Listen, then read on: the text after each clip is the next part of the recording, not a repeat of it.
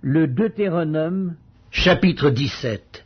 Tu n'offriras un sacrifice à l'Éternel ton Dieu, ni bœuf, ni agneau, qui ait quelque défaut ou difformité, car ce serait en abomination à l'Éternel ton Dieu. Il se trouvera peut-être au milieu de toi, dans l'une des villes que l'Éternel ton Dieu te donne, un homme ou une femme faisant ce qui est mal aux yeux de l'Éternel ton Dieu et transgressant son alliance, allant après d'autres dieux pour les servir et se prosterner devant eux, après le soleil, la lune ou toute l'armée des cieux. Ce n'est point là ce que j'ai commandé. Dès que tu en auras connaissance, dès que tu l'auras appris, tu feras avec soin des recherches. La chose est-elle vraie, le fait est-il établi, cette abomination a-t-elle été commise en Israël? Alors tu feras venir à tes portes l'homme ou la femme qui sera coupable de cette mauvaise action, et tu lapideras ou puniras de mort cet homme ou cette femme. Celui qui mérite la mort sera exécuté sur la déposition de 2 ou de 3 témoins. Il ne sera pas mis à mort sur la déposition d'un seul témoin. La main des témoins se lèvera la première sur lui pour le faire mourir, et la main de tout le peuple ensuite. Tu ôteras ainsi le mal du milieu de toi. Si une cause relative à un meurtre, à un différend, à une blessure, te paraît trop difficile à juger et fournit matière à contestation dans tes portes, tu te lèveras et tu monteras au lieu que l'Éternel ton Dieu choisira. Tu iras vers les sacrificateurs, les Lévites, et vers celui qui remplira alors les fonctions de juge. Tu les consulteras et ils te feront connaître la sentence. Tu te conformeras à ce qu'ils te diront dans le lieu que choisira l'Éternel, et tu auras soin d'agir d'après tout ce qu'ils t'enseigneront. Tu te conformeras à la loi qu'ils t'enseigneront et à la sentence qu'ils auront prononcée. Tu ne te détourneras de ce qu'ils te diront ni à droite ni à gauche. L'homme qui, par orgueil, n'écoutera pas le sacrificateur placé là pour servir l'Éternel ton Dieu, ou qui n'écoutera pas le juge, cet homme sera puni de mort. Tu ôteras ainsi le mal du milieu d'Israël, afin que tout le peuple entende et craigne, et qu'il ne se livre plus à l'orgueil. Lorsque tu seras entré dans le pays que l'Éternel ton Dieu te donne, lorsque tu le posséderas, que tu y auras établi ta demeure et que tu diras « Je veux mettre un roi sur moi, comme toutes les nations qui m'entourent », tu mettras sur toi un roi que choisira l'Éternel ton Dieu. Tu prendras un roi du milieu de tes frères, tu ne pourras pas te donner un étranger qui ne soit pas ton frère. Mais qu'il n'ait pas un grand nombre de chevaux, et qu'il ne ramène pas le peuple en Égypte pour avoir beaucoup de chevaux. Car l'Éternel vous a dit, vous ne retournerez plus par ce chemin-là. Qu'il n'ait pas un grand nombre de femmes, afin que son cœur ne se détourne point. Qu'il ne fasse pas de grands amas d'argent et d'or.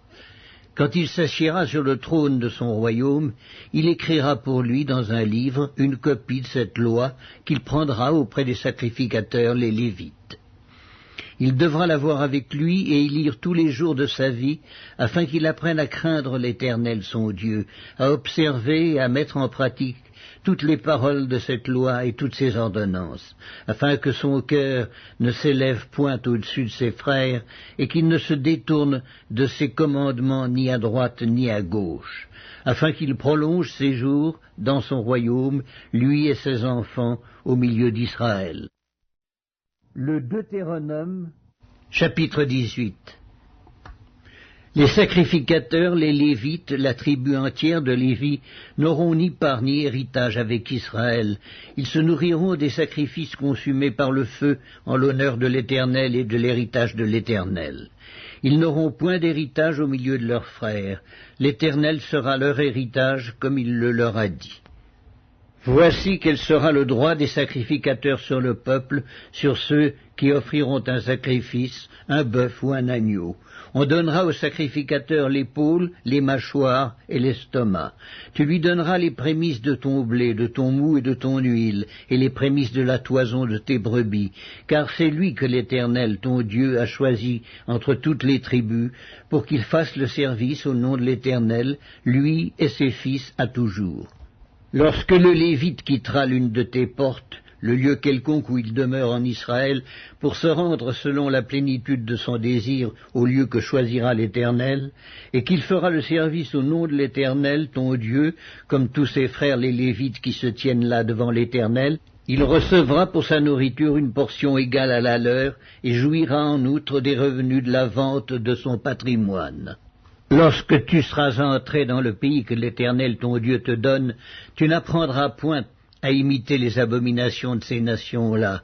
Qu'on ne trouve chez toi personne qui fasse passer son fils ou sa fille par le feu, personne qui exerce le métier de devin, d'astrologue, d'augure, de magicien, d'enchanteur, personne qui consulte ceux qui évoquent les esprits ou disent la bonne aventure, personne qui interroge les morts, car quiconque fait ces choses est en abomination à l'Éternel, et c'est à cause de ces abominations que l'Éternel ton Dieu va chasser ces nations devant toi.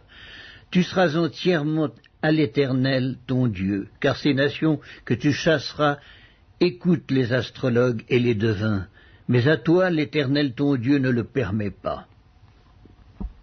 L'Éternel ton Dieu te suscitera du milieu de toi, d'entre tes frères, un prophète comme moi. Vous l'écouterez. Il répondra ainsi à la demande que tu fis à l'Éternel ton Dieu, à Horeb, le jour de l'assemblée, quand tu disais « Que je n'entende plus la voix de l'Éternel, mon Dieu, et que je ne vois plus ce grand feu afin de ne pas mourir. L'Éternel me dit, ce qu'ils ont dit est bien. Je leur susciterai du milieu de leurs frères un prophète comme toi. Je mettrai mes paroles dans sa bouche, et il leur dira tout ce que je lui commanderai. Et si quelqu'un n'écoute pas mes paroles, qu'il dira en mon nom, c'est moi qui lui en demanderai compte. Mais le prophète qui aura l'audace de dire en mon nom une parole que je ne lui aurais point commandé de dire, ou qui parlera au nom d'autres dieux, ce prophète-là sera puni de mort. Peut-être diras-tu dans ton cœur, comment connaîtrons-nous la parole que l'Éternel n'aura point dite? Quand ce que dira le prophète n'aura pas lieu et n'arrivera pas, ce sera une parole que l'Éternel n'aura point dite.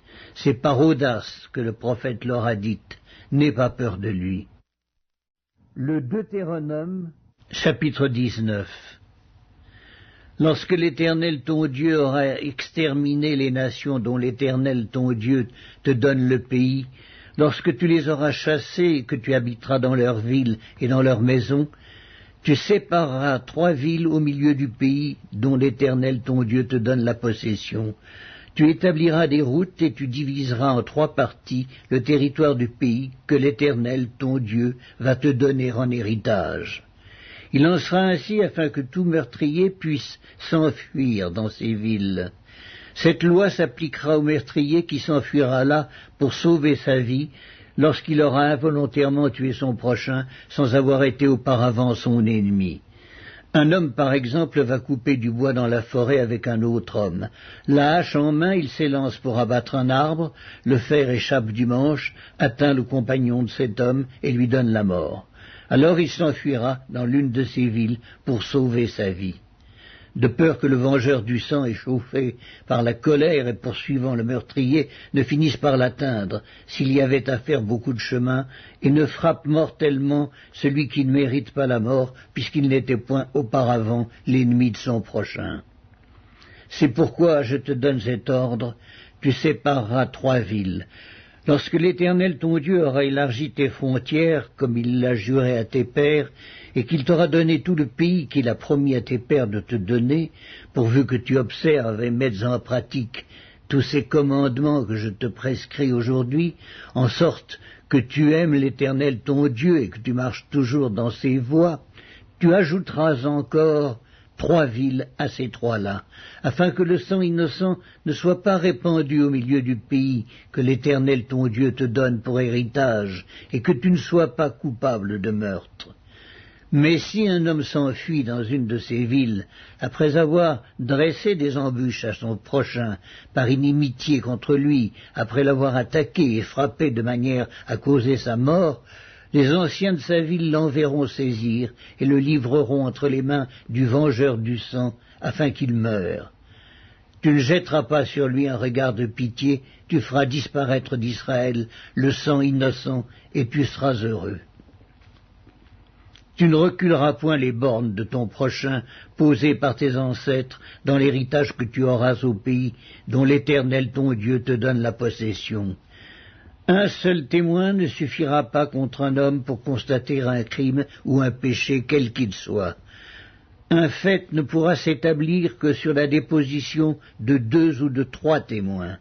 Lorsqu'un faux témoin s'élèvera contre quelqu'un pour l'accuser d'un crime, les 2 hommes en contestation comparaîtront devant l'Éternel, devant les sacrificateurs et les juges alors en fonction.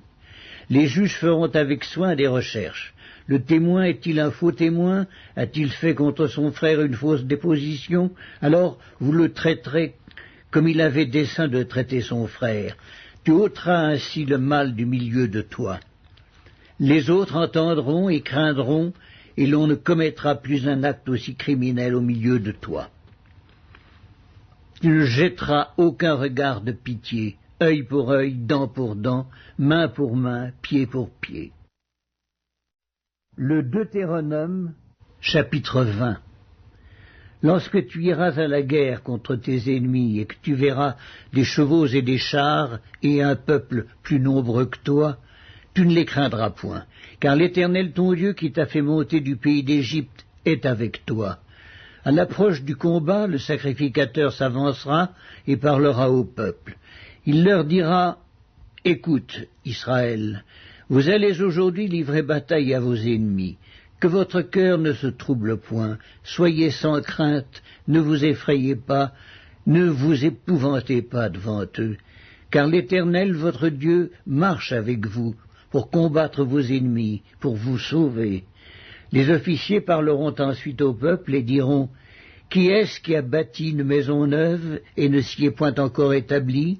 Qu'il s'en aille et retourne chez lui, de peur qu'il ne meure dans la bataille et qu'un autre ne s'y établisse. Qui est-ce qui a planté une vigne et n'en a point encore joui?